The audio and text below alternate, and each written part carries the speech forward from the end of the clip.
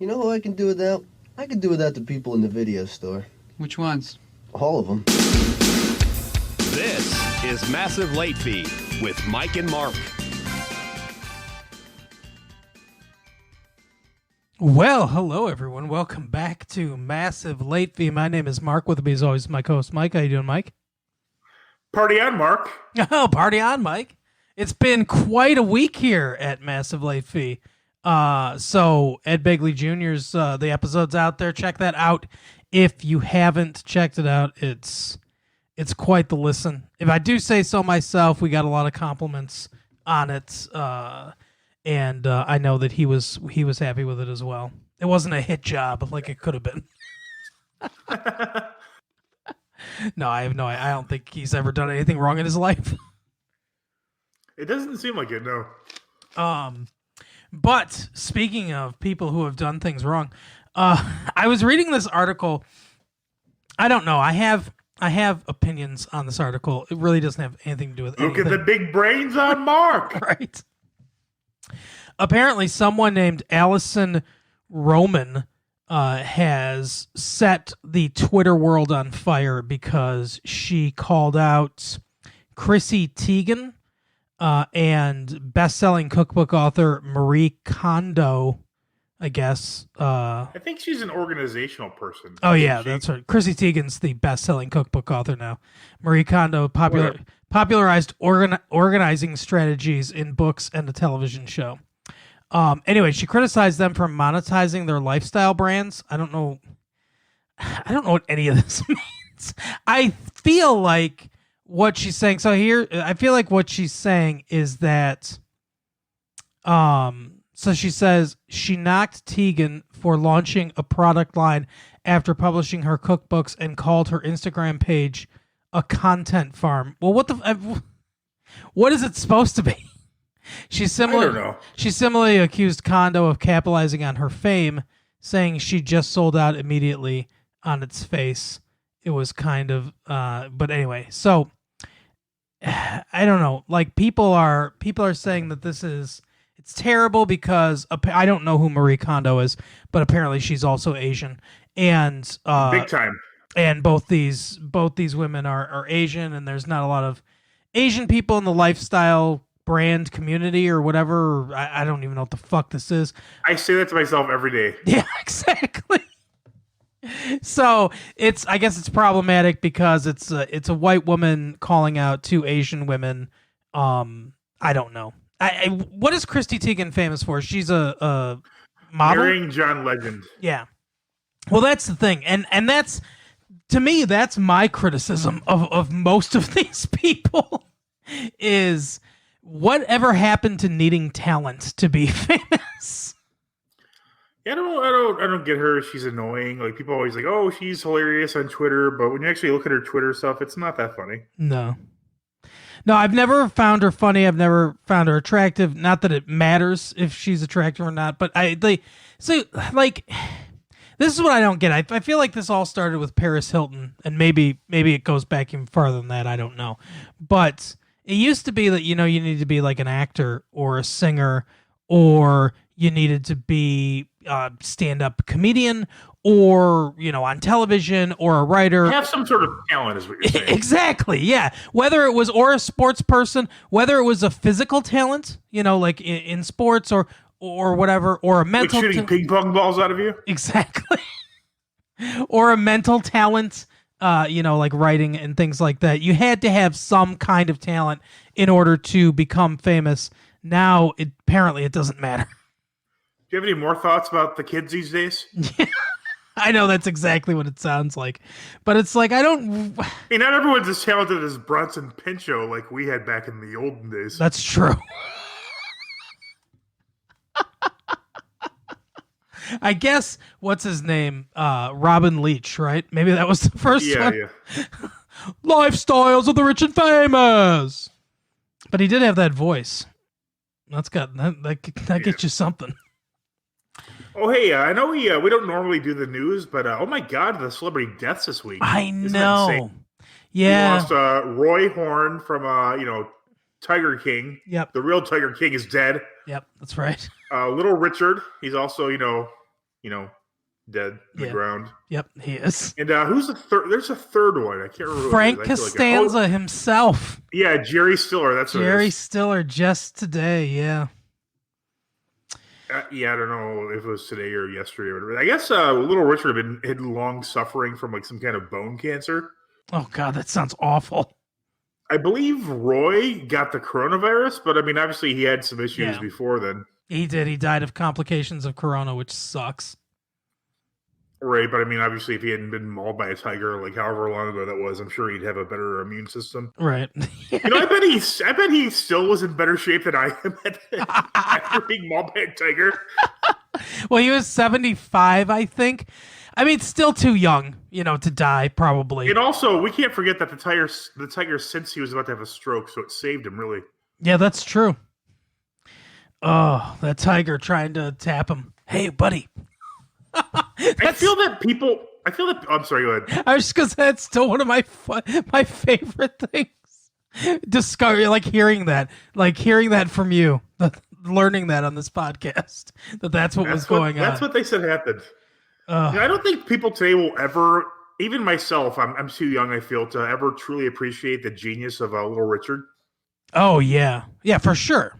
I mean, first of all, who could be more balls than this guy? He's like a black guy, like in the 50s in the South, like wearing makeup and shit. Right, exactly. This isn't the 80s. It's not Prince. It's not Alice Cooper. This guy was basically fucking cross-dressing in the 50s in the South as a black man. He might as well have been like tossing nooses to the audience, just in case he wasn't trying hard enough to be killed. Right. There's a grove of trees around the corner, right, guys? Oh, he just keeps stretching his neck to get him all worked up. Seriously. It's shocking that he was even alive as long as he was, just for those previously mentioned circumstances. Yeah. Just one of those, people you love who just don't give a fuck about anything. Mm-hmm. They are who they are in spite of everything else. Good for him. I mean, I don't think he had like a huge catalog of hits. I mean, maybe it's more than I think, but I mean, obviously. Long Tall Sally, Tutti Frutti, and possibly others. Good golly, Miss Molly. Yep, good golly, Miss Molly. You're right. Yeah. I mean, it's someone who's like almost, in a lot of ways, much like Jerry Lee Lewis, I guess, is really who I meant to say. Is like more famous stuff they did years and years ago. But I mean, like, what a groundbreaking trailblazer. Yep. I mean, he obviously almost like a good version of Coolio. He went on to be in a lot of stuff without really having to, work for it. Yep. A good version of Coolio. I like that. What is Coolio? How does he survive? I don't know how Coolio survives. I really don't. We really should have brought that up during Ben's little visit, because he's the original person who couldn't survive. Yeah, that's true. That is true. How does he survive? God, my dad looking. So, for those of you that don't know, obviously no one knows, but us. Those of you who don't know Mark at a personal level, right? No, I believe it or not, both of our brothers listen to this podcast. Oh yeah, that's true. Yeah, my brother said he does listen to the podcast, and I'm glad Nick listens to as well. Hello, Nick. How you doing? Remember when you said that you would have been a better tight end than? What was his name? I don't know, Todd Heap or somebody like that. Anyway, probably. Nick's a big guy, like tall, like built guy. So, probably you could have. Anyway, certainly better than David Sloan. That's a callback. But what were we talking about? What was I going to explain? We're talking about how our brothers listen to the podcast. Before that, I think we were talking about Little Richard. Yeah, Little Richard, and I don't know. I don't remember where I was going. I don't know where I'm going. How can I keep track of where you're going? When I listen to this again, if I do listen to this again, I don't always listen to the episodes. I'll be like, I actually do. Like I've noticed on the very early episodes, and probably now too, I speak too fast. So there was a long period of time where I was like deliberately slowing my voice down, but I just kind of gave that up. Yeah, fuck that. Who cares? If you can't keep up, then there's a little thing where you can play us at half speed and we sound like we're drunk. So do that. Yeah. Oh, speaking of drunk, did you notice I was drunk last week? I was drunk last week too, so I didn't notice. It was, last week it was Cinco de Mayo, so in honor of Cinco de Mayo, I had half a fifth of tequila. Oh, very good.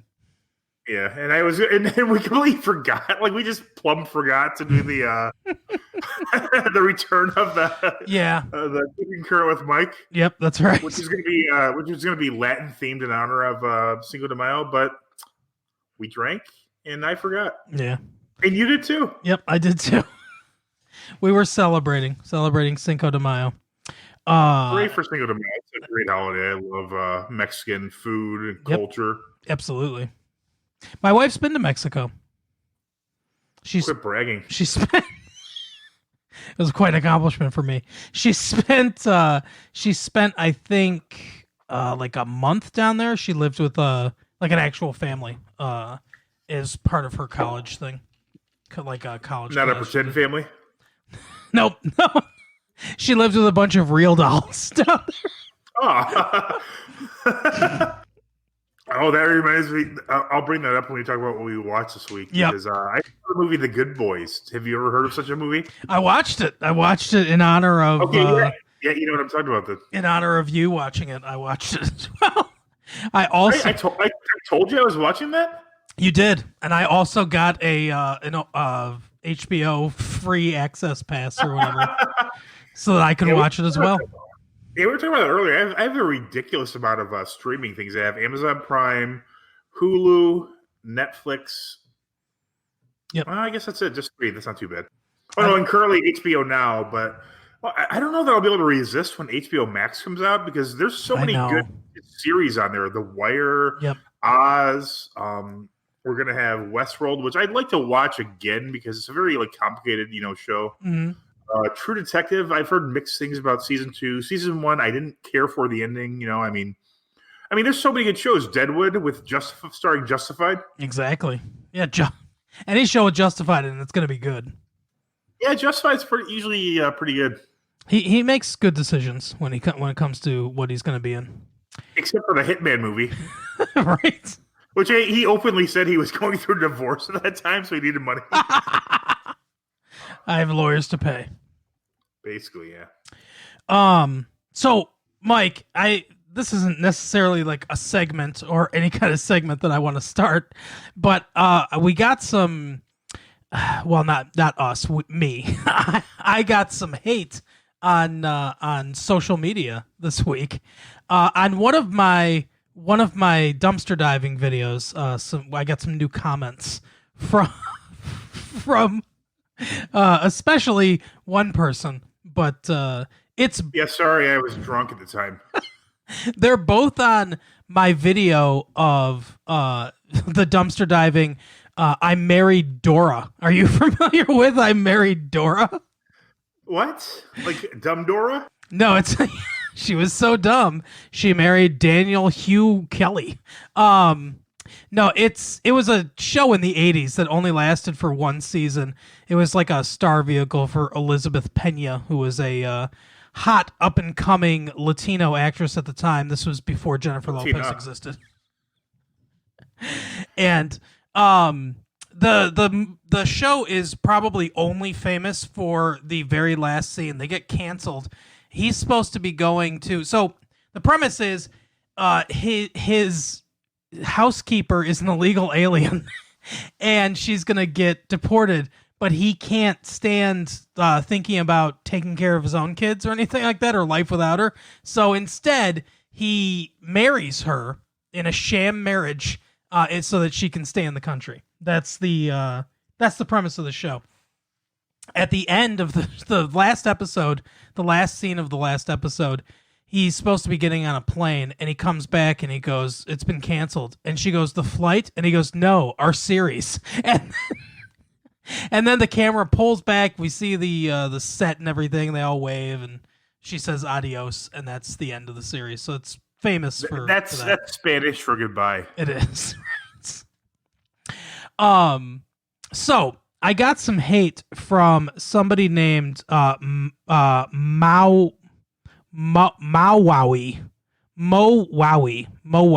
Okay, that's your name, Mowowie.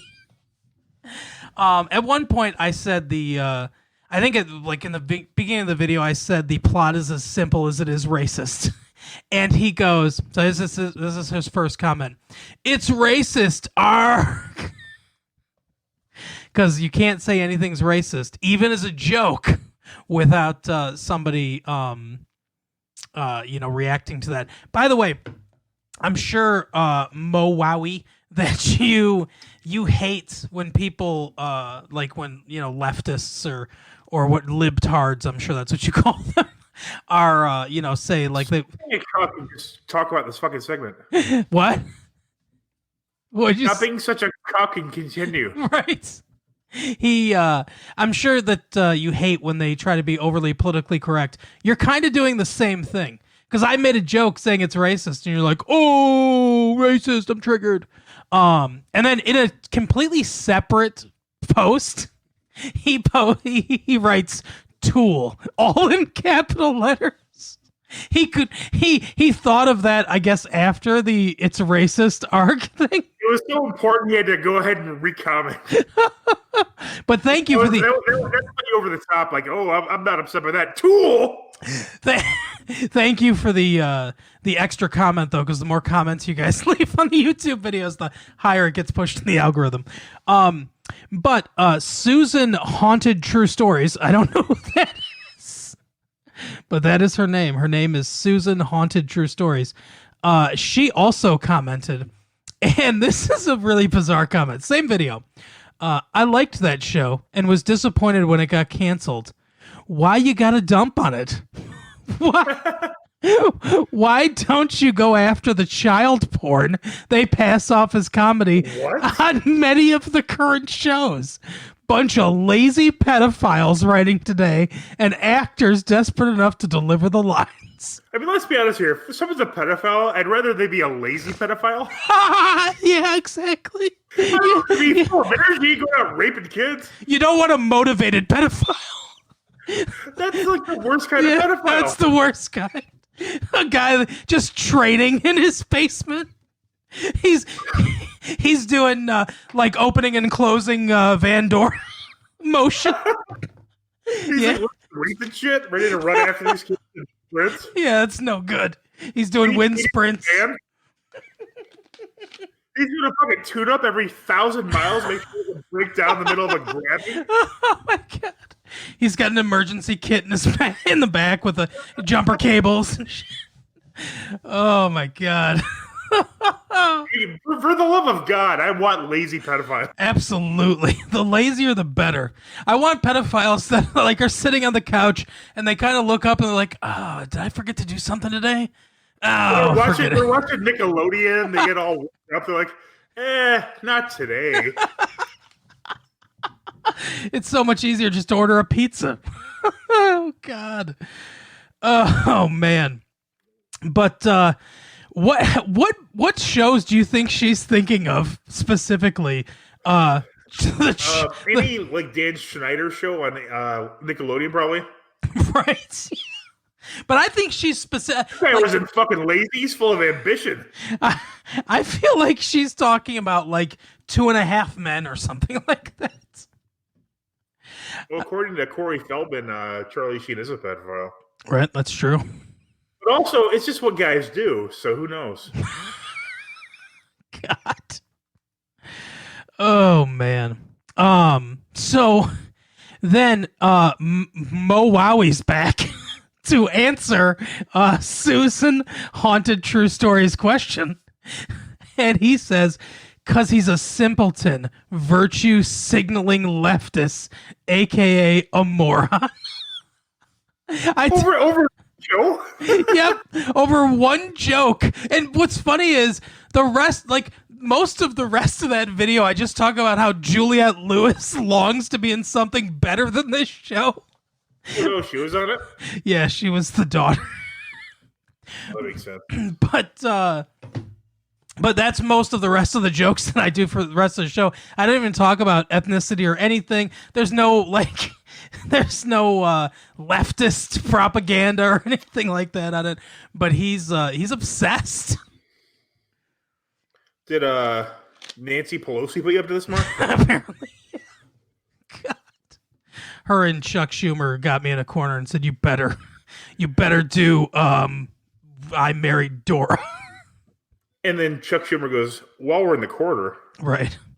I made one or actually, you know what's funny? I didn't even make a joke about Donald Trump marrying someone foreign. I did it in the comments. In the comments, I said something about Donald Trump when I left. I always leave a comment. Apparently, that's what YouTube people do. I don't know. That's what I've seen.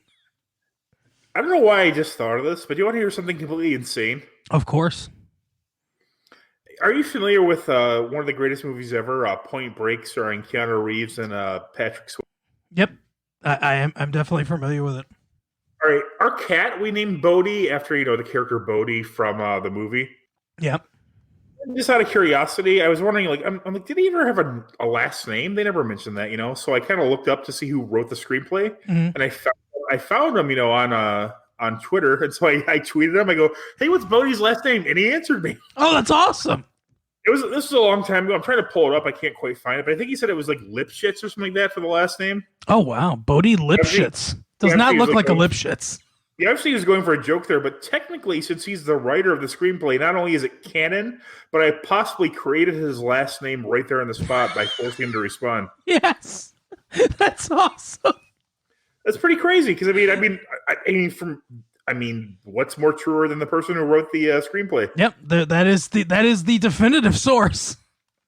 Yep. So you're welcome, Patrick Swayze, up there in heaven, punching out angels left and right. Exactly.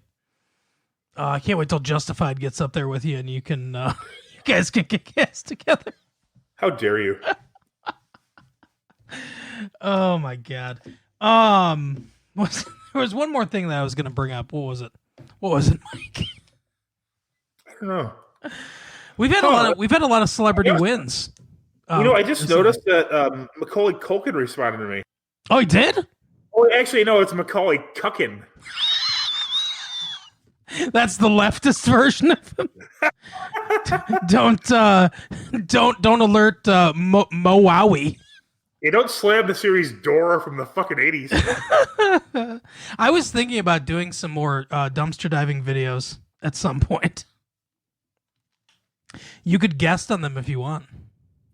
Yeah, if I'm not busy. Yeah. Mike's got a lot of things going on. I'm busy talking to Macaulay Culkin on here. There's nothing better than being on your phone. A lot of times I'm just on the phone when we're doing the show. No, I'm not. Only if I'm. That doesn't sound true at all. Only if I'm looking something up specifically. Okay. But the IMDb game. I guess we should get. We should get into the IMDb game. So I got one for you. Mine starts with Culkin. It's called Home Alone. It's called Too Many Culkins. That's my theme song. Yeah. And I have a series, but I don't think the series matters. It's just a theme song. Exactly. Okay, let's see. Crude humor. Mild. Don't tell Mom the babysitter's dead. No, although I like that movie. Is this another Christina Applegate joint? I don't think she's in this. Name 2 movies she's been in. Oh God, 2 movies she's been in. Actually, it's not fair. Anchorman. Besides, Don't Tell Mom the Babysitter's Dead. Yeah, Anchorman, and then, fuck, I don't know. I could name another TV series she's been in, but I don't know if I can name another movie she's been in. Nope. Oh man, I don't know. So it's not Don't Tell Mom the Babysitter's Dead. It's Don't Tell Mom the Babysitter's Dead 2. Damn it, that bitch is still dead. A man. They just add on to what was in the previous one. The dishes are still done. They should. I would love to see a sequel to that. How they're gonna do a Demolition Man sequel and I need to know the Demolition Man sequel. Do we know who else is in it aside from Sylvester Stallone? Simon Phoenix is gonna be in it. He is not. Well, not Wesley Snipes, but actually. No, Wesley Snipes is supposed to be in it. Yeah. See, I thought we were confused as to whether he was killed in the last movie or not. I think they freeze him again. Oh, okay, that's a dumb idea. Yeah. Is Sandra Bullock gonna be in it? She's got to be. What she did Ocean's 8. That was like the last thing that she did. Is Rob Schneider too busy to be in this? Yeah, he's too busy starring in Real Rob. Have you seen that? No, what's that on Netflix? I think so. Yeah, he talks about how he's like it's like I think it's like intercut stand up, like him doing stand up, and then like a almost Curb Your Enthusiasm style show where it's like, oh, I don't like to give autographs, and then he comes up on the stage and he's like, yeah, some guy asked for an autograph and whatever. I don't know. I'm rich. So it's like Curb Your Enthusiasm, but your enthusiasm is literally curbed? Yes, exactly. It's like Curb Your Enthusiasm, but it's not good or clever. It's just him calling Adam Sandler up going, hey, got anything going? Right? You know, it'd be really funny if I was in this. Remember that blood oath we had when we were kids? Oh my god. It's like he literally made a deal with the devil, although Adam Sandler's not the devil. He is in the movie Little Nicky.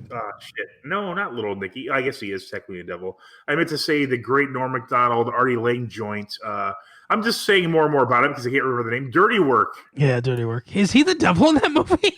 Remember when he's hallucinating? When he takes that tiny bite of brownie? That's right. You're right. And Gary Coleman's there too. Yeah. Gary Coleman literally is now dead as well. Rest in peace. He's probably seen the real devil. Because little people don't go to heaven. If you say so, Mark. I'm just kidding. He's probably super tall, like in heaven or whatever. Yeah. Well, he's probably. You get to pick. Like, can you be like he's like I'm 6'10". I don't know. I have no idea. He's probably actually sure. What about our friend Max Wright? Max Wright is for sure in heaven. And I mean, that guy was so inclusive. He was ahead of his time. He loved everyone and also crack. Yep, exactly. And you know, crack is the devil's poison. They say. It's. I hear it's really good the first few times. It's heaven's candy. Just kidding. I would never try a stimulant like that. That seems like a bad idea. Oh, I'd like downers. I'm not big on cocaine or anything like that. If I was gonna do a hardcore drug, I'd much rather be doing heroin than cocaine. Fair enough. I'm all about the downers. But anyway, speaking of a downer, let's continue this parents' guide. Life is a series of downers. A man shoots a man in the head. We see a bloody hole in his head. Several henchmen are shot. Mildly bloody. Gold member. That's close. A man is Silver dick. A man is dumped into a shark tank. The shark attacks him. Oh my god, you're serious? I was that close? Yeah. The Spy Who Shagged Me? No. Austin Powers. Let's see. It's not an Austin Powers movie. It's really not? No, it's not an Austin Powers movie. Oh, you know, I think this is a James Bond movie, but I don't think I've seen it. A female antagonist's head is partly blown off by a gunshot. We briefly see it misshapen and bloody. License to Kill? No. Here's drugs and alcohol and smoking. One character always has a drink in hand, and he smokes. Ocean's 8. No. Frightening and intense scenes. Though comedic and intended to satirize those found in various films, some people may find the exaggerated racial stereotype humor off-putting. Well, this is clearly a Mel Brooks or Quentin Tarantino movie. Okay. If it's Mel Brooks, I have no idea. I think it's Pulp Fiction? No. Some Koreans may find it offensive. Is this Goldfinger? Oh. Really? No. I like this one. This one, it has no context. It just says, in the uncut version, the scene is longer and includes urinating and defecating on each other. What scene? Wow, that didn't help at all. Is this Team America World Police? Yes. Okay, that's funny because that's on HBO, and I was thinking about watching it the other day. Here's a good one too. A puppet performs oral sex off screen. I think that's where I think that's not when he performs oral sex off screen. I think it's the sex scene, probably where they're gonna have the urination. Right. Oh my god. Yeah, that's a good one. Oh, I was glad to steer you down Yeah. I was glad to steer you down a wrong path for a few minutes that time. Otherwise, you would have gotten it way too fast. Oh yeah. All right, are you ready for the IMDb game? Oh, I'm ready. Women's breasts are seen about 3 times, very briefly throughout the movie. Ooh, and women's breasts specifically. Specifically, the good kind. I will say bachelor party. No. 2 men encourage a man to have sex with another man. My bachelor party. No. Let's. It was all bachelors at that party.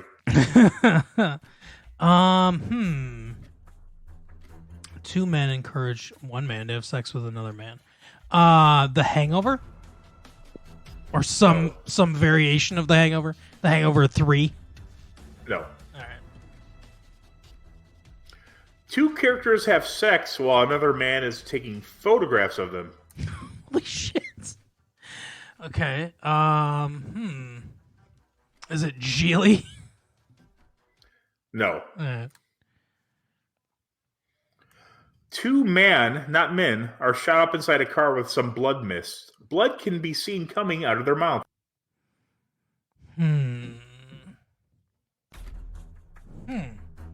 Interesting. Blood mist. Shot up in a car. Is it Drive? The Ryan Gosling movie? No, I've never seen that. Me either. A rapist is shot in the chest. Blood pours out of the wound. Is that Pulp Fiction? No. Okay.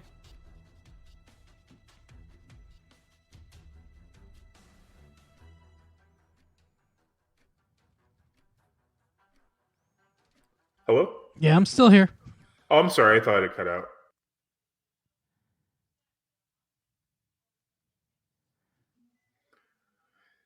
Oh, this is a bad clue. In a bloody sequence, one of them just said the character's name, so I'm going with a different one. In a bloody sequence, 2 men shoot at another group of men with shotguns.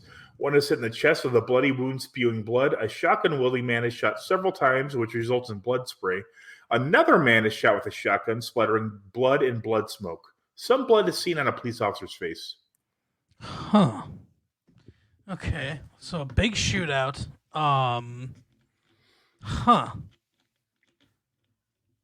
What the fuck could this be? Let's see. Dirty Work.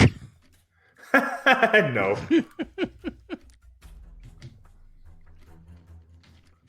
There are scenes where drugs are visible, but not used. All right. No, that doesn't happen in that movie.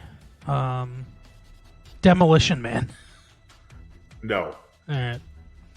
There's a seedy tone pervading much of the film, and the violence can be rather gritty in nature. Sounds the beating, the kill shot, and the climatic shootout are all fairly intense. It sounds like it's a seedy movie. Seedy movies. I will say that it is Call Me by Your Name. I don't even know what that is. No. It's an Armie Hammer movie that was nominated for an Academy Award. Let's see. A group of men are beaten in jail by police officers. A newspaper story is shown with such a photo. Group of men beaten in jail by police officers. It's around a holiday. It's what? It's around a holiday. All right.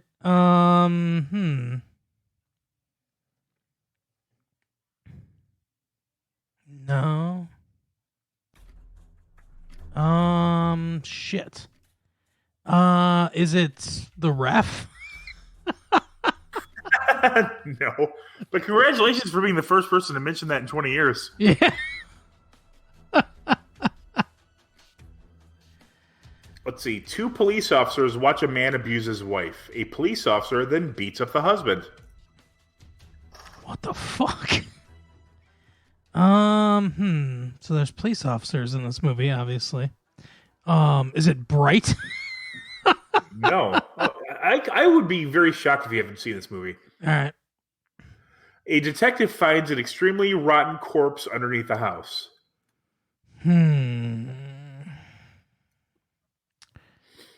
Let's see. An extremely rotten corpse. I will say, is it the movie House? No. All right. I'm going to give you one more clue. If you don't get it by this, I don't think you'll get it.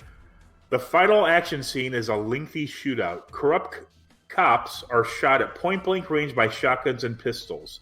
A man is fatally shot in the shoulder, which doesn't make sense. He is then shot in the face. Okay, that makes sense. Blood splatters onto the floor. A man is shot in the back with a shotgun. This sounds familiar. Here, I'll give you the name of one actor in it. Does that sound fair? Yeah. James Cromwell. James Cromwell. I know who that is.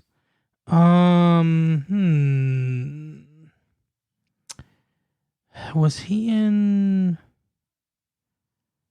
I'm trying to think. L.A. Confidential?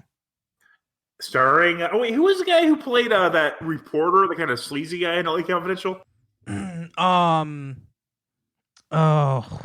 fuck. He worked for the Tattler? Do you recall this actor? Yeah.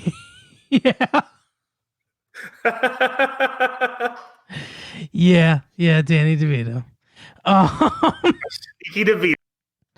Yeah, you went back to DeVito, and I didn't even think about it. I never left. Yeah, that's the Guy Pearce is in that, and Russell Crowe, the greatest actor to ever live. He is a very good actor. I would agree with that. And he thinks he's the greatest actor to ever live.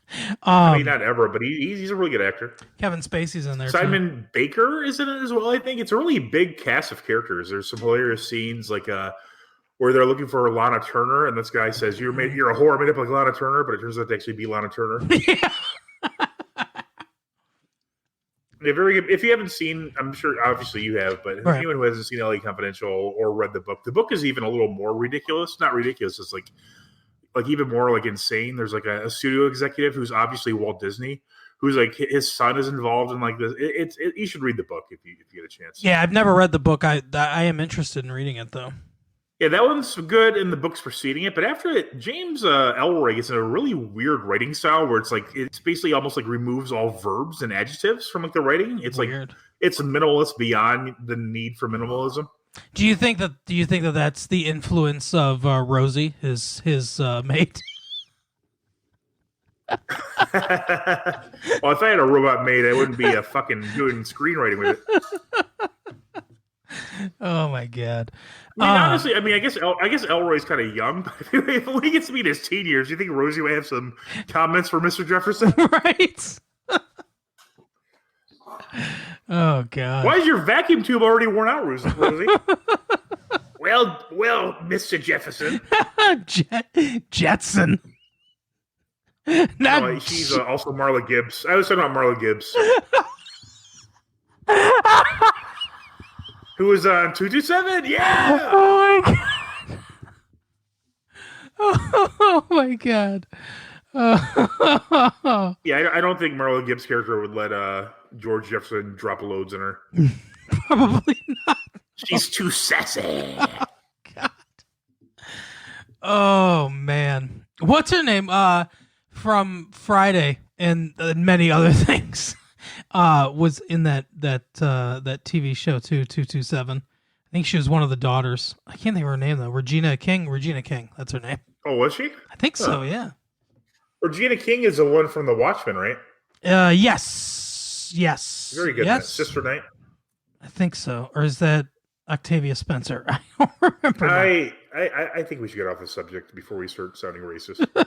Well, I haven't seen the TV series The Watchmen, but I've heard that someone was in it, but I can't remember someone that was in it. Because they were both nominated for awards around the same time, but I can't remember which one it was. Who was in it? Because I haven't seen it. Pretty sure Regina King. I'm not positive. Let's see. I'll tell you in 1 second. It was Regina King. Yes, you are correct. As very, very good performance, and I think she got nominated for a Peabody Award. I don't know what the fuck that is. But I definitely. Yeah, good. This season's like, what is it? Is it the Academy Awards that are for TV? Which one? The Academy Awards or the Emmys? No, I'm saying, it's the Emmys that are for TV. I wasn't sure if it's the Academy Awards or if it's the same thing or what. Oh my God, there's so many good shows this year. It's ridiculous. Mm-hmm. I mean, how can you? I mean, obviously, Rhea Seehorn is probably the top candidate for like Best Actress, but I mean, her and I know you said you haven't seen it, but Regina King is also amazing in The Watchmen. Well, now that I have my HBO free trial, I'm probably going to watch The Watchmen because I've heard a lot of good things about it. I mean, this is from the biggest hater before it came out, me saying that it was incredible. I mean, it's a worthy sequel, which I cannot say lightly. Yeah, for sure. The opening scene of the pilot is great. I mean, this is a really good show all throughout. Awesome.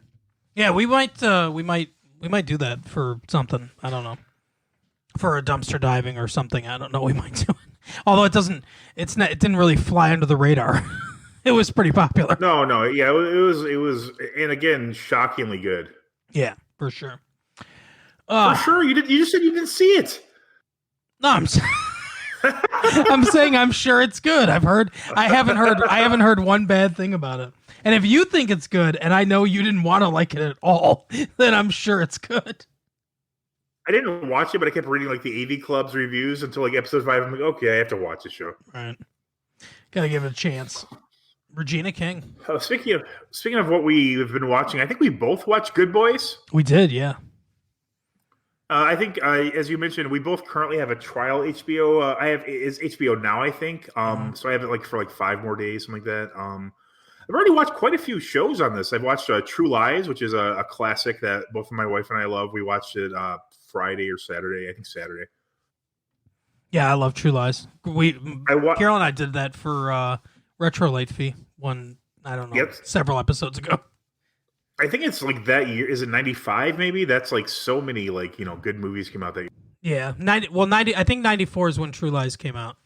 Okay, because I think That Thing You Do came out around maybe 95 or maybe even 96. That's a really good movie. That's also on HBO now.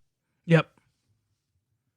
Yeah, like you said, I have the free trial too. I just got it today. When HBO Max comes out, I know it's going to be like $15 a month or something like that. I think it is $14.99 or something. But oh my God, HBO has so much good stuff. They have Westworld, The Wire. I want to watch The Wire again. I've heard Deadwood's very good. I couldn't really get into it, but I'll watch it again. I like Curb Your Enthusiasm a lot. Obviously, I haven't watched all this season. From what I saw this season so far, it's very funny. Yeah, obviously they've got The Sopranos and stuff like that. Yeah, I started watching The Sopranos. I got maybe 3 seasons in. It's not a bad show, but I mean, it's not my favorite show. Are you a big fan of The Sopranos? I liked it, but I guess I kind of feel the same way that you do. I think the first 2 seasons are the best, and then it gets a little, it gets like melodramatic. Yeah, it gets a little. I didn't want to say ridiculous. That was the word I was thinking of, because it's not ridiculous, but yeah, it gets a little melodramatic from. That's what I hate when shows become more like a soap opera. I mean, it's like that's like the concern with every TV show. It gets to where it's like, all the characters are just like, like, oh, I did this wacky scenario, or like, oh, look at this, this guy did. It's just like almost characters of the characters, like The Wire, Breaking Bad, Better Call Saul. I don't know how they don't do it in Better Call Saul with such a character that Saul is, but I mean, right? They were perfect. I mean, Saul could easily be a 2-dimensional character, but I mean, he's not. He's really fleshed out, and he's so complicated that you really can't tell what his motivations are ever. Mm-hmm. Yeah, it gives not that he had characterization in Breaking Bad, but obviously not nearly this much. But it gives just so much depth to even stuff that he does later in Breaking Bad, like being informed by what kind of character it is. It somehow makes Breaking Bad better, which is no small feat. Exactly. I mean, he was one of my favorite characters just because he was so like wacky and comedic, but he's not like that really for the most part in Better Call Saul. And again, I mean, like I said earlier, the Academy Awards or whatever, I don't even know. Like I actually watched them last year because there's so many shows I liked, that I watched for this. But I mean, I imagine they have to give Rhea Seehorn an Academy Award at some point. Yeah, I mean, an Emmy, she's been so whatever. Academy Awards and Emmys aren't the same thing. No, Academy Awards are the Oscars. That's correct. Yes. Okay, yeah. Then the Emmy or whatever. Has she even won a Golden Globe? I don't think she has. No, but she definitely this year she should win a Golden Globe for sure. Yeah, I mean, it's just like a matter. I mean, there's so many performances, or people competing for Best Actress. I mean, Julia Louis-Dreyfus is a perennial, contender. I don't know if you watch Barry, but I can't remember her name. The woman on there is very good too. I haven't watched Barry yet. That's another thing that I really want to watch is Barry. HBO? Yep. I like Bill Hader a lot too. So yeah, that's another show I didn't really want to like. I mean, he's in there. What's his name? Stephen Root, who I like quite a bit.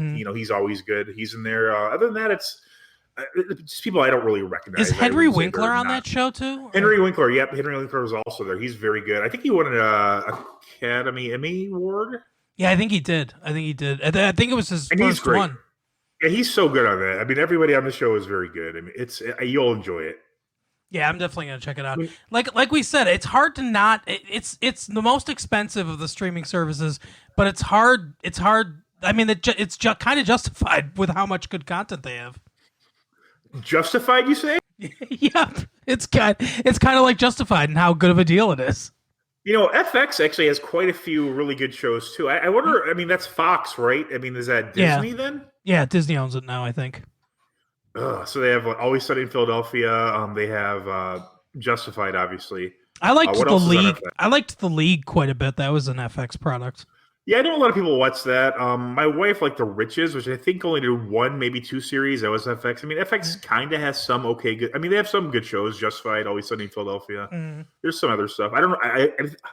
It's so hard because I mean, if that's on, it's hard to not sign up for Disney Plus. Other than my complete hatred of Disney, right? But I have an 11-year-old and a 6-year-old, daughters. They would love that, but they haven't harassed me enough to make me want to get it. What was kind of cool is about a week ago, my kids, who are 10 and 6, the two that we have residing in the house currently, my 14-year-old is with her mother right now during this whole coronavirus stuff, which kind of sucks. But oh wow, you haven't seen her since the whole quarantine? Not since like March. No. Wow, sucks. I mean that's obviously the smart thing to do, but that's rough. I can't imagine. Yeah, it's terrible. But what was kind of cool is last week, Carol and I we watched an episode of The Simpsons for Retro Late Fee, and the kids came in. They were like, "What's this?" Like they had no idea. Which one did you watch? It was the one where Santa's little helper gets out and finds that girl dog at the racetrack, and then she has babies. That's an early one. Yeah, that's a really good one. What's it called? Shit, I know it's I can't remember. It's like it's a 101 Dalmatians parody. Yeah, basically. Yeah. So the kids were like, and like you said, it was like one of the early ones, and like I'm watching the show, I was like, God, I forgot how funny the show used to be. And the kids really got into it, and they watched like 3 or 4 other episodes. They'd never seen the show before. And it was cool to see them like experience for the first time this show that I watched when I was around their age, when it used to be good. Yeah, there's some great episodes, like the Living Tree episode. One of my favorites is, I think it's called You Only Move Twice. It's the one with Hank Scorpio. Yep. Man, my kids have watched the more recent ones and like them, so it's kind of, I mean, obviously maybe it's like, it makes more sense and it's funnier for them with the current references. I just don't think the show's very good anymore. Not even the Halloween episodes. Yeah. No, I don't either. But yeah, it was cool to watch them watch the earlier episodes and really get into it. So that's a good thing about Disney Plus, I guess, is they have all the, every single episode of The Simpsons on there. Yeah, I do like the older episodes, and they're hard to find sometimes. So yeah, I don't want to support Disney if I can avoid it, but I might just have to get all streaming at one point because there's so much good stuff. Eventually, it's just all content's going to be Disney anyway. Disney and Apple and Amazon. Those will be the three companies. Right. They'll own every movie studio and stuff. I guess Comcast is in there, but Comcast Apple will buy Comcast. Yeah, I think Apple was talking about buying. No, was it Apple? No, it was Amazon was talking about buying AMC, the theaters. Oh yeah, yeah. And today, like their stock, surged quite a bit because. Yep. Oh, that would be great if they did. I guess I don't know. I don't know anything about business. But yeah, we watched. I think you're a business owner. Yeah, exactly. we watched Good Boys, which is the opposite of Bad Boys in a few different ways. One of the ways being that this movie was actually good. See, I thought this movie was okay. I liked it a lot, actually. I was surprised by how much I liked it. When I first saw previews for it, I was under the impression that Seth Rogen and Evan Goldberg had written this movie, but I think they just produced. Oh, okay. I can't remember the name of the person, but they wrote and directed it. Oh, okay. Yeah, I don't know either, but I'll look it up. I thought Seth Green had something to do with this movie for some reason. Oh, there were no animated characters. There's no claymation. Yeah. Oh man. Yeah. So the plot of this is the reason I thought that they did this was because it was very Superbad-esque with a younger crew. Mm-hmm. You could see them almost. I mean, honestly, if they just said this was a prequel to Superbad, I'd be like, oh, okay, that makes sense. Sounds like your dog's barking over. I have the hiccups. I know. But yeah, so what it starts off. These kids are. Shit, I'm trying to think. I watched it the other day, but it's not especially memorable. I want you to go through the plot because I've watched it more recently, but you have the hiccups and don't remember as much of it. So I want you to go through it. No, sure. It's these three kids. One of them, I can't remember their name is Max, Lucas, and I don't remember the third kid. I think that's Stranger Things. I actually have no idea. I think his name is Max, and it's Lucas, but the other kid with the spiky hair. The one kid's, I guess he's the leader. He's this, kind of normal kid who has a crush on this girl named, not Billy, something weird. Billy? Yeah, Berksley? Berksley. Yeah. And so he has a crush on this girl, doesn't mention it, but, there's indications that they like each other. They're always looking at each other. Mm-hmm. His one friend is a singer. He's, into musicals and that kind of stuff. Right. But then there's this kid who's a bully whose name is Atticus. They say he has the sickest burns, but this kid does not have any sick burns at all. No, not at all.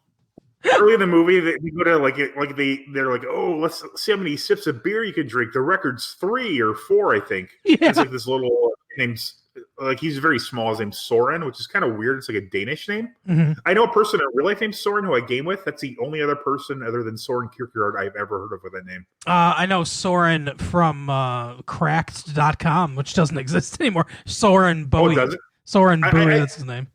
I heard in Minecraft there's a character named Soren, but I haven't watched that. And surprisingly, my kids, who are very into Minecraft, haven't watched it on Netflix. It's an interactive video, I guess. So the kids' names are Max, Lucas, as you said, and Thor. Oh, how can I forget Thor? The spiky-haired kid's name is Thor. Yeah, but so he takes one sip of beer and almost throws up because I guess that's what kids do because they're pussies. Apparently. Yeah, and then they start calling him Sippy Cup, and apparently it's the funniest thing ever, and he's getting bullied for this. So he might as well call him Cheater. You cheater. Nice. But yeah, so he gets made fun of. Max, this girl likes him, so he gets invited to the Soren kids party. Max's father has a drone that he uses for work. I don't understand that at all, but his father is Will Forte. Yeah, which is a really kind of weird I think his dad's just a creep for a profession. Yeah, he might be. Because they don't ever explain how he uses. Is he a YouTuber? I guess I don't know. He's on a business trip. I don't know, but yeah. So he has this drone, and the kids get invited to this kissing party at Soren's. Mm-hmm. Thor and Lucas reluctantly. Lucas, his parents are kind of breaking up, and it affects him, but he's not. He doesn't tell the other kids at first. Obviously, he kind of explains this over the movie. So they get this drone because they're invited to a kissing party. Max was invited, but he kind of he's I want my friends to come too. So they're trying to find out the neighbors. Like they're trying to figure out how to kiss. Mm-hmm. And the neighbor's like this young lady. She's a teenager. She's got a boyfriend. He procures some ecstasy for them because they're going to go on a trip. And like when they get the drone over, they get into like an argument and they basically break up. The drone kind of crashes there. Mm-hmm. They're like, "Oh, who's spying on us?" Yeah, her boyfriend, by the way, is played by blonde, younger Ian Kroll. That actor looks so much like Ian Kroll. If someone said to me, that's Ian Kroll's younger brother, that's Ian Kroll's younger non-Jewish brother, I would be like, absolutely it is. You're right. Ian Cole being the third Cole brother. Yeah, exactly. There's Andy, Ben, and Ian. Yeah, but yeah, so they get this drone, and like the women, like they come over, like, oh, we wanted to get we were trying to hear what they said they were trying to look at with their drone, ants, I think, or squirrels, turtles. But there you go. But the girls are up, and they're like, no, you can't have this drone. You were spying on us. So they kind of berate them, and the boys leave. Yep. That reminded me of the movie Go. I don't know why, but that interaction with the boys and the girls, like the teenagers, like the whole time, like they're trying to get the drone back, and the girls are. The kids end up stealing our purse on the way out, so they have the ecstasy, and what doesn't make any sense. The girls are trying to trade this hundreds of dollars drone for like $50 worth of ecstasy, if that. Right. Well, apparently they cost $600 somehow because she says that she spent $600 on drugs, right? Or did she say? Or no, she on said the drone. She spent $600 on the drone. Yeah. Why? There's no other drug dealers in this town other than your ex-boyfriend. Yeah, that doesn't make a lot of sense. A lot of this movie doesn't make sense. Like the kids, there's all these wacky jokes, I guess. Like there's the guy Thor, his parents are apparently into BDSM and sex swings and all that kinds of shit. So there's a lot of his parents are playing with dildo. Yeah, his parents are into some weird shit. They have anal beads. Yeah, anal beads, which they use as a necklace. And there's this talk about this guy. This will come back later. The Max kid makes this necklace for a girl to kill him. Right. And everybody's aware of it. Yeah. And then they talk about a CPR doll. And they go, and this is disgusting. Like they go to trying to practice kissing on the CPR doll. Yep. And so Max kisses it all and goes, "Oh, it's sticky." Yeah. And it's a real doll, not a CPR doll. And why does it have a hair in its mouth? Oh God. Yeah. I wonder if the child. I always mention this. These parents are terrible. Oh, for sure. And no parents are ever around ever in this movie. No, not really. He steals his dad's drone, which is the main plot thrust of the movie. His dad's gone on a trip, but his mom's still there, and his mom doesn't show up until the end of the movie when his dad is lecturing him and his mom is standing next to the dad. Right, you get the impression that he's just alone. He's in sixth grade, so what? He's 10 or 11. I think they're supposed to be 12. Okay, yeah, but yeah, so there's this whole plot with a drone. The girls are constantly, it's just ridiculous. Mm-hmm. They're constantly trying to exchange the drone for drugs. It doesn't work.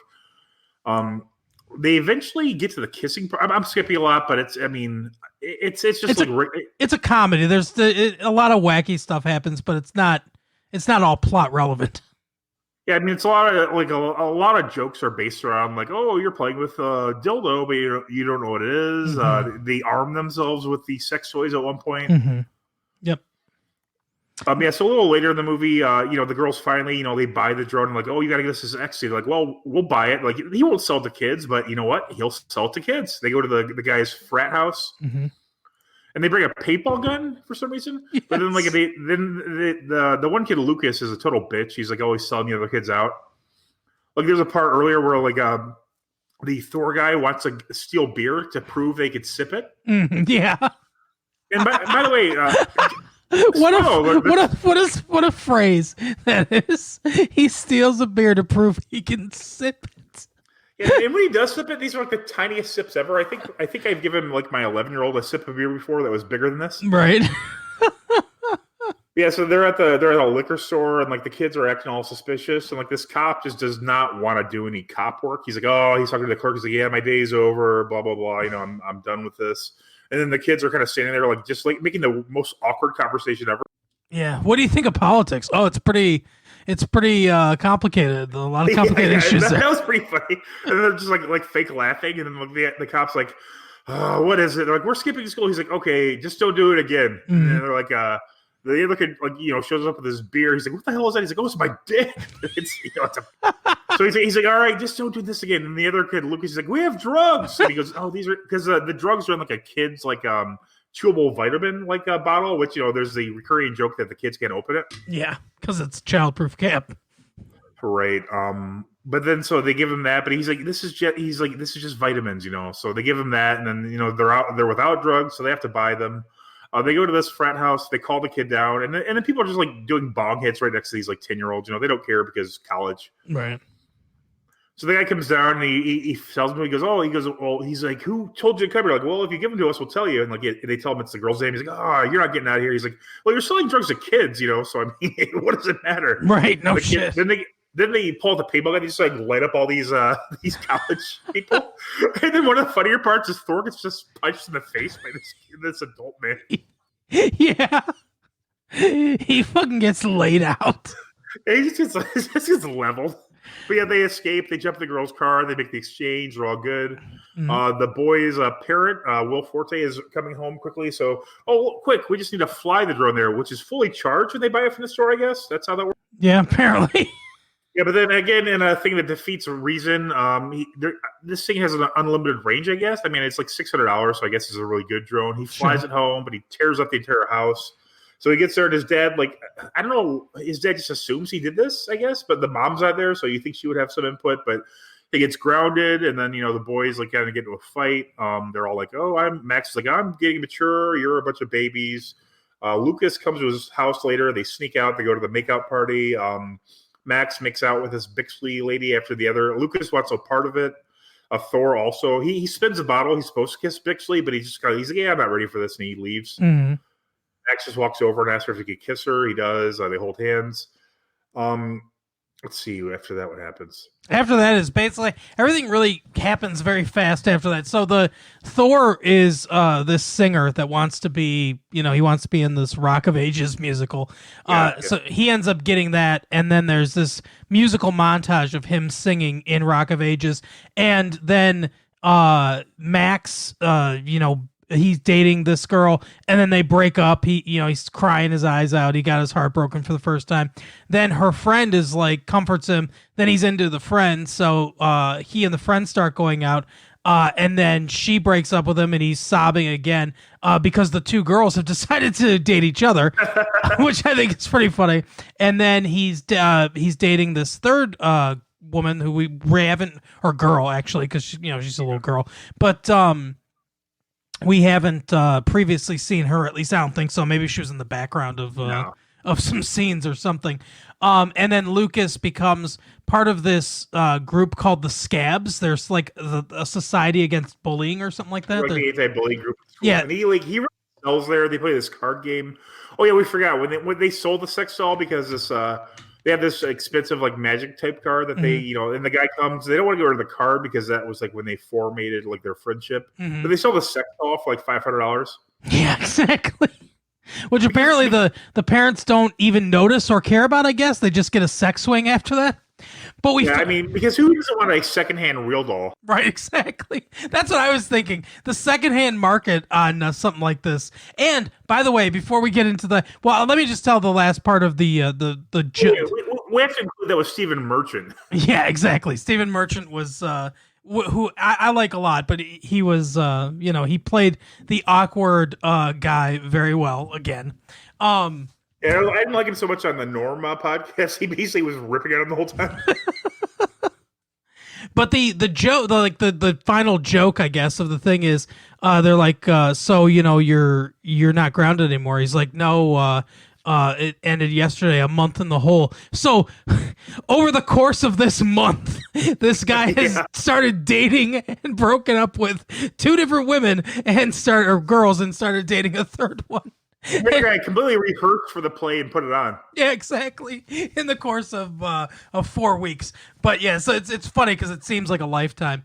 But the I guess the overall message of the movie is that they have to grow up and do their own thing, and they're different people and all that kind of stuff, but they still got each other's backs or whatever, and they're the beanbag boys or whatever. It's like the transition between like a young man to like a teenager, that sort of thing. It wasn't bad, but I kind of saw a lot of the jokes coming. I felt like it was funnier than I thought it was going to be because I had no expectations for this movie at all. And I thought the kids were good actors. Yeah. What's his name? Tremblay. I can't think of his first name, but he was in he was in Room with Brie Larson, and he was very good in that too. The Max kid? Yeah, that's the kid that plays Max. And he's a very good actor. But it's funny, I looked up those real dolls, how expensive they were, because in oh, did you, Mark? I did, yeah. In the movie, he's like he ends up buying it for $550 or whatever because that's what they need for the drone. And then he's like Stephen Merchant's running out of the house holding this doll, and he's like, "You fools! I would have paid $1,000." And I'm thinking like, there is no fucking way that these dolls are that expensive. Well, I think they're like 5,000, aren't they? Well, now I don't know what the name of the website is, but it was the first one that popped up on Google. It wasn't the real doll or whatever. It was something else. But they were on sale for like $800. But okay. But still, I can't. I mean, really, people. I guess there's a lot of lonely people out there, but people. Drew Carey. Yeah, exactly. Drew Carey's funding their business, but I can't imagine that at that high of a price point, there's a big demand for them. Can there be, really? I think there is, because they're pretty. I mean, I know the name Real Doll. I've heard it before this. So Mm-hmm. if you Lars and the Real Girl, which is based on that, I believe. Yeah. Now, let me ask you a question. I asked my wife this, and I'll tell you the answer she gave me. But I've only thought about these dolls in the terms of, a guy, like basically a single guy using it as a masturbatory aid. A guy that can't, well, not necessarily can't, but a guy that doesn't have a girlfriend. I'm not going to put it, if you want a real doll or whatever, I'm not putting any judgments on you. That's, that's your thing. That's cool. Whatever. Do your own thing. I don't give a shit. But I've only thought about it in that context of a single guy, using the doll for that purpose. It's not like the dad had this doll secreted away. So it's clear that the mom and dad were using this doll together. I watched something on HBO like years. It was like a real sex thing. I think it was that. It was about like these real dolls, and like some people are really like, they buy them like oh, we're trying to transition to like a threesome type situation. Somebody got my wife using this weird plastic doll. Mm-hmm. So my question is, would you ever do that with your wife? I think so. It's just kind of weird. It seems like a dead body almost. I don't think it like it just looks like a corpse, like you and your wife are raping or something. Exactly. That's kind of how I feel about it too. I asked my wife, and I stayed completely serious and neutral because I didn't want her to be like, I didn't want her to be like, oh, this is a joke or whatever. I want her real opinion, and her first response was, "Fuck no." It seems odd to me. I just never have thought like that would be interesting, like a sex doll or whatever. Mm-hmm. But I mean, obviously there are people who are supporting this business. Just it's just kind of weird. I think like it's just like you. I think it would be weird because I think it would be like you said. I think it'd be like a dead body basically on the bed. But I guess I can kind of get it if you and your significant other both have a fantasy about having a threesome with another woman. I guess this would be a way to do it without, a dead woman. I guess this would be a way to do it without bringing in the, some of the negatives that could come from doing it with an actual third person.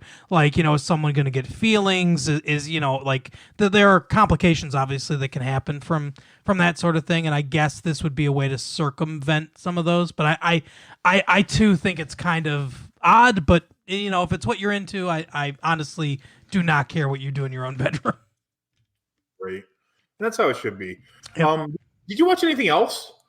Yes, I watched 23 Hours to Kill, the Jerry Seinfeld stand-up. I think I started to watch that, but I'm not a huge Seinfeld fan. I know you like the show, but you said you're not a really big fan of him, like, stand-up wise. No, not really. I think most of what I like about the show, I think, came from Larry David, because when he left the show, most of those episodes I'm not really big fan of either. Did you watch the whole thing? Yeah, I watched the whole thing. It was so if you're a fan of Seinfeld, I think you'll enjoy it. It's exactly what you would expect from Jerry Seinfeld doing stand-up.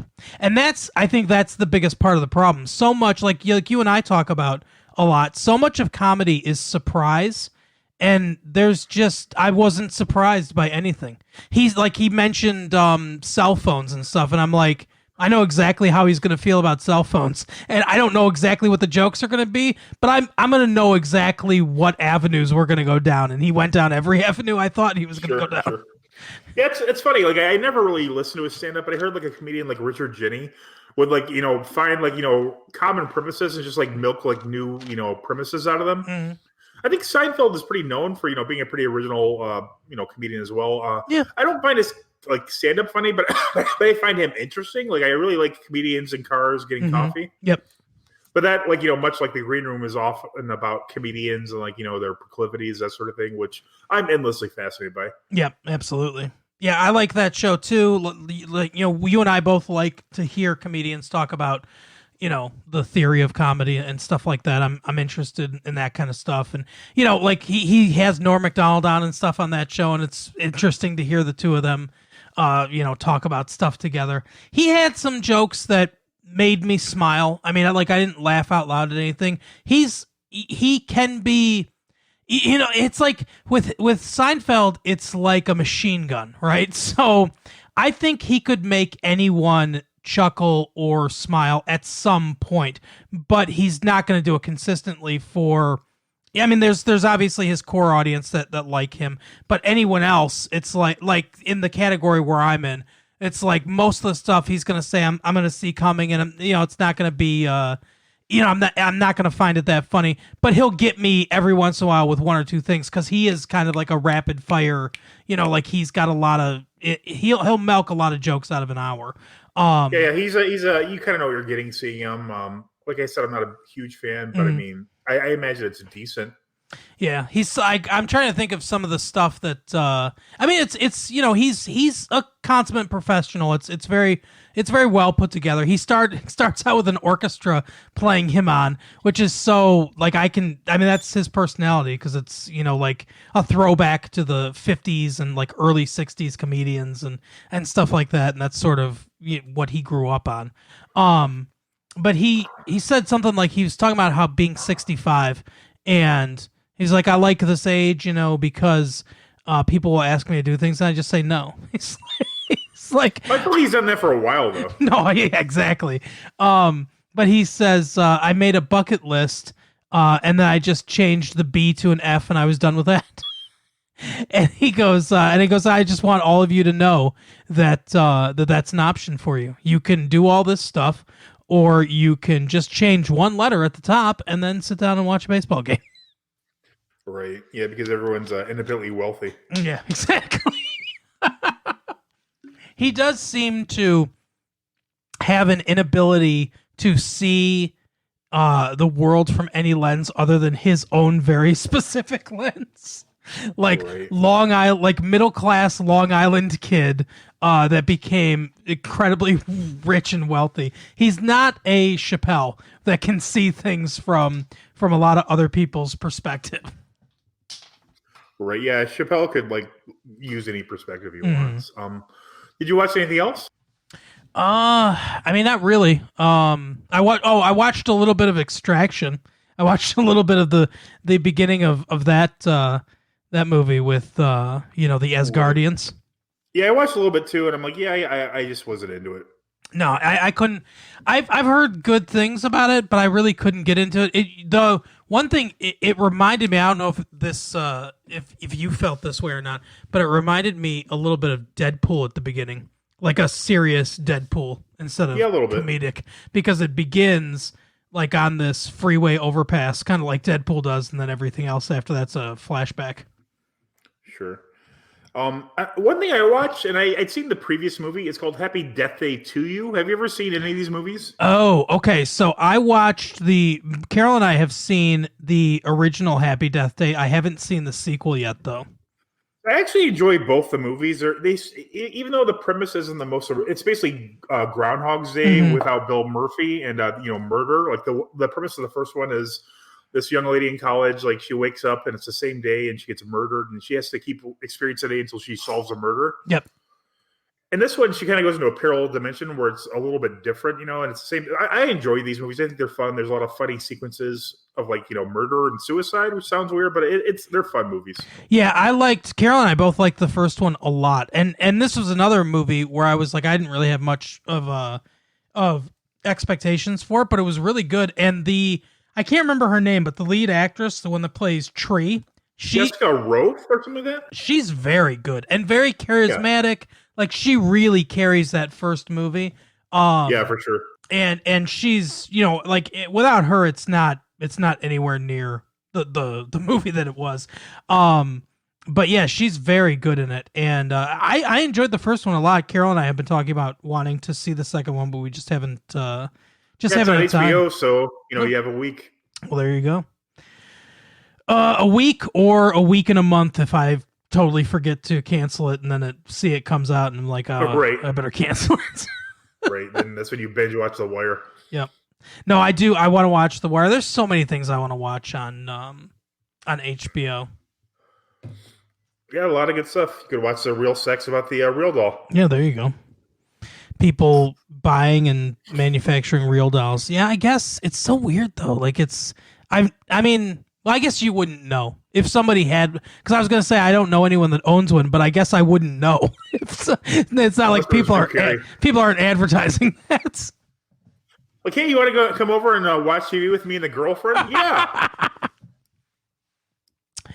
Oh man, I guess you can't get coronavirus from a real doll, though. I suppose. Well, actually, maybe you could. I don't know. It lives on plastic, right? Are they plastic? I don't know what they are. I'm not sure. Something. They gotta feel real in some way, right? They have to feel like real skin. I mean, for the price, I would hope so. Yeah. You're paying $1,000 for one of these fucking things. And like you said, the real doll ones are like, I'll go to that website later and take a look. Yeah, I think they're very expensive. Yeah. Oh, all right. Well, that is our show for the week. As always, tune in to our shows. We're rapidly approaching episode 100, Mike. We should try to think of something interesting to do for the 100th episode. I don't know. I'll rip on Star Wars for 100 minutes. That'd be good. The Mandalorian's going to have a second season, and apparently It is? Yeah, apparently Boba Fett's coming back for season 2. Oh, I didn't know he was. He's not the star of the show. No, the guy, the Mandalorian is, I don't know what his name is. They just call him Mando, which sounds really racist to me, but they, he's like the man with no name, like Clint Eastwood. But he's not Boba Fett, but apparently Boba Fett is going to be in season 2. That's what they said. What's his name? Tamir Morrison, the guy that played Jango Fett in the prequels. I believe he's from New Zealand. He got hired to be on this show, and supposedly he's going to be Boba Fett. So we'll see. Well, good for him. Yeah, good for New Zealanders everywhere. Kiwis. But anyway, yeah. We should get some of the people who've written such nice emails or commented on our videos in for episode 100. Oh, absolutely. Yes. I could compile a list of we probably have in the neighborhood of, I don't know, like maybe 25 or 50 emails, I guess. I don't know that I haven't read that I could compile. So yeah, we could compile a list of emails and read them out. Yeah, or if anyone has an email they want to send in for episode 100, I don't know when that is, but go ahead. Yep, massivelatefee@gmail.com. So send them in there, and we will read them out. But anyway, that is our show for the week. We will see you next time. Bye. See you next time.